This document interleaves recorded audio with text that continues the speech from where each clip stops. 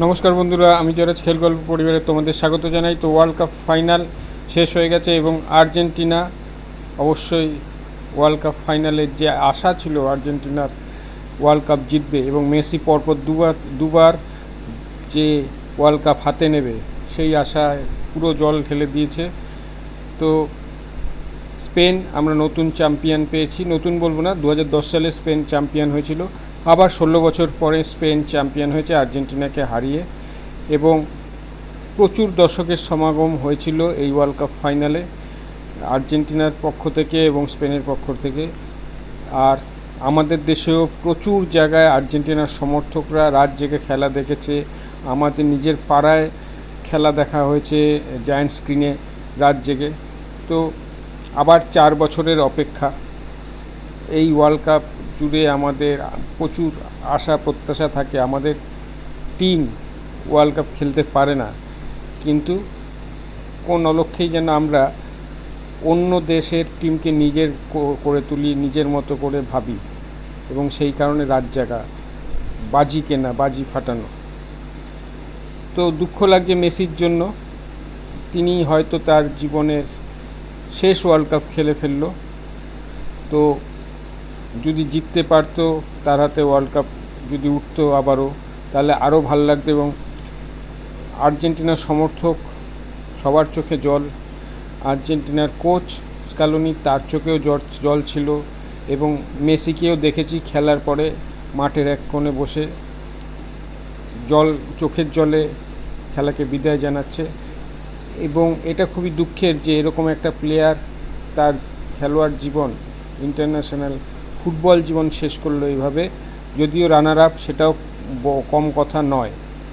এবার যদি আসি খেলার কথায়, সত্যি কথা বলতে খেলার প্রথম থেকে শেষ পর্যন্ত যে খেলা হয়েছে, তাতে আর্জেন্টিনার খেলা দেখে আমার কখনো মনে হয়নি, এবং আমার সাথে অনেকেই একমত হবে, যে আর্জেন্টিনা এই ম্যাচটি জিততে পারবে, স্পেনকে হারাতে পারবে। স্পেনের খেলার কাছে আর্জেন্টিনার কোনো জবাবই ছিল না। কী করবে, কী করে স্পেনকে আটকাবে, কোনোভাবেই কিছুতেই কিছু করে উঠতে পারছিল না। চেষ্টা অনেক করছিল, এবং অবশ্যই আমি একটা কথা বলেছিলাম যে মেসির উপর ভর করে আর্জেন্টিনা আজ ফাইনালে উঠেছে, সেই মেসি আটকে গেলে আর্জেন্টিনা কেমন খেলবে। এবং স্পেনের বুদ্ধিমত্তা, কোচের বুদ্ধিমত্তা কী বলবো, প্রশংসা জানাবো। তার ট্যাকটিক্যাল থিঙ্কিং এবং যেভাবে খেলোয়াড়রা তার থিঙ্কিংয়ের, তার প্ল্যানিংয়ের অনুযায়ী খেলেছে, সেই কারণে কিন্তু মেসিকে পুরো বোতলবন্দি করে দিয়েছিল। যে মেসিকে বিধ্বংসী লেগেছে আফটার 60 মিনিটস, আমি বলেছিলাম যে আর্জেন্টিনা বিধ্বংসী হয়ে যায়। তো সেখানে কিন্তু পুরো ম্যাচে মেসিকে খুঁজে পাওয়া গেল না। লাস্টের দিকে গোল খাওয়ার পরে মেসি চেষ্টা করেছিল, দুটো কর্নার পেয়েছিল, চেষ্টা করেছিল, কিন্তু সেইভাবে যে মেসিকে দেখে এসছি, সেই মেসিকে এই ম্যাচে দেখা যায়নি, যে কারণে আর্জেন্টিনা পুরোপুরি আটকে গেল স্পেনের ট্যাকটিক্যাল ফুটবলের কাছে। আর স্পেনের যে নতুন তারকা ইয়ামাল, অবশ্যই আমি স্বপ্ন দেখাচ্ছে যে একদিন, এখনই যেভাবে লেজেন্ড হয়ে গেছে, যেভাবে তারকা হয়ে গেছে, আরও বড় তারকা হবে। বিশ্বকাপ তারকার জন্ম দেয়, এমবাপে তার উদাহরণ, এবার ইয়ামাল। আর খেলার কথা যদি বলি, খেলার স্ট্যাটের কথা যদি বলি, পুরো খেলায় 105 মিনিট পর্যন্ত অন টার্গেট বা টার্গেটে শট আর্জেন্টিনার একটাও ছিল না। অন্যদিকে পুরো খেলায় স্পেনের টোটাল শট ছিল 20টা, অন টার্গেট ছিল 11টা, মোস্ট প্রবাবলি 11টা। আর আর্জেন্টিনার ছিল 3টে, অন টার্গেট একটিও ছিল না। পজেশন আর্জেন্টিনার ছিল 32%, আর স্পেনের ছিল 68%। বোঝাই যাচ্ছে যে কিভাবে ডমিনেশন ফুটবল খেলেছে স্পেন। যদি ইয়েলো কার্ডের কথা বলি, আর্জেন্টিনা 5টি ইয়েলো কার্ড দেখেছে, 1টি হলুদ কার্ড দেখেছে, স্পেনের মনে হয় 1টি। তো এই স্ট্যাটের থেকেই বোঝা যাচ্ছে যে আর্জেন্টিনা কীভাবে স্পেনের কাছে পরাজয় স্বীকার করেছে।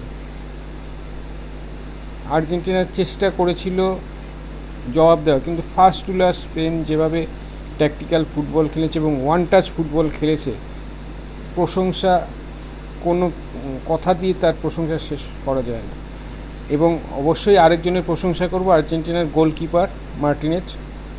সে টুর্নামেন্টের মনে বেস্ট খেলাটা ফাইনালে খেললো, নাহলে কিন্তু আর্জেন্টিনা 4-5 গোল খেয়ে যেত, মানে আরও বড় করে হারতো। তো যাই হোক, খেলার শেষে বলবো, লেজেন্ড, তুমি অলওয়েজ লেজেন্ড। তুমি যেই খেলাটা যে উপহার দিয়েছো আমাদেরকে, তার জন্য তোমাকে স্যালুট জানাই। এবং অবশ্যই তোমাকে সবসময় আমরা মনে রাখবো। খেলোয়াড়ের পরিচিতি শুধু কাপ জেতা নয়, খেলোয়াড়ের পরিচিতি তার শিল্পে, সেটা কিন্তু তোমার যে শিল্পের ছোঁয়া, সেটা কেউ কোনো দিন ভুলবে না। মেসিকে আমরা সবসময় মনে রাখব।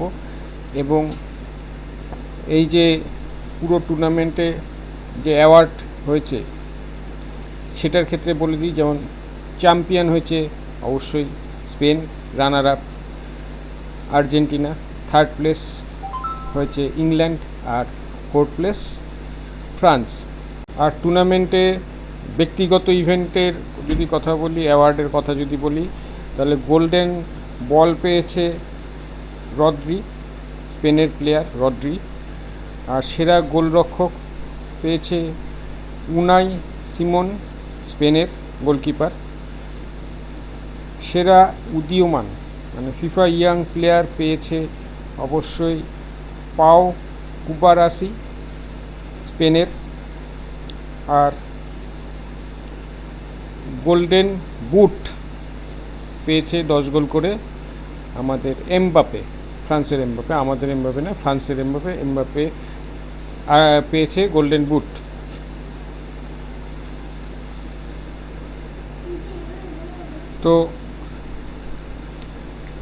তো আর্জেন্টিনা এবং স্পেনের খেলায় অবশ্যই এক পেশে খেলা হয়েছে। স্পেনকে অবশ্যই অভিনন্দন জানাবো, এত সুন্দর পুরো থ্রু আউট দ্য টুর্নামেন্ট আমাদের এত সুন্দর ফুটবল উপহার দেওয়ার জন্য। অবশ্যই আর্জেন্টিনাকেও আমি অভিনন্দন জানাবো, যে এত সুন্দর football through out the tournament দু টিমই ভালো ফুটবল উপহার দিয়েছে। এই বছরের যে ফিফা ওয়ার্ল্ড কাপ ছিল, তাতে আমরা যেটা দেখতে পেলাম, মেনলি ছোট টিম থেকে যারা রিনাউন্ড টিম, নামজাদা team, Argentina, England, Brazil, France, Spain, সবার মধ্যে যেটা দেখলাম যে এই ডিফারেন্সটা কিন্তু ক্রমশ কমে আসছে। ছোট টিমগুলো যথেষ্ট ভালো ফুটবল উপহার দিয়েছে এবছর এই ফিফা ওয়ার্ল্ড কাপে। তো আশা করব ভবিষ্যতে আরও ভালো, আরও প্রতিযোগিতামূলক টুর্নামেন্ট হবে, খেলা হবে। এদের যে গ্যাপটা আছে সেটা আরও কমতে থাকবে, এবং কোনো একদিন হয়তো আমরা আমাদের নিজের দেশ ভারতের জন্য চেয়ার আপ করব, ভারতের খেলা দেখার জন্য রাত জাগবো। এই আশাই আজ শেষ করছি। দেখা হচ্ছে পরের ভিডিওয়ে। তোমরা ভালো থেকো, সুস্থ থেকো, সঙ্গে থেকো। আর আমার ভিডিওটিকে অবশ্যই শেয়ার করো। যারা ফেসবুক থেকে দেখছো তারা আমার পেজটিকে ফলো করো, আর যারা ইউটিউব থেকে দেখছো তারা আমার চ্যানেলটিকে সাবস্ক্রাইব করো। টাটা।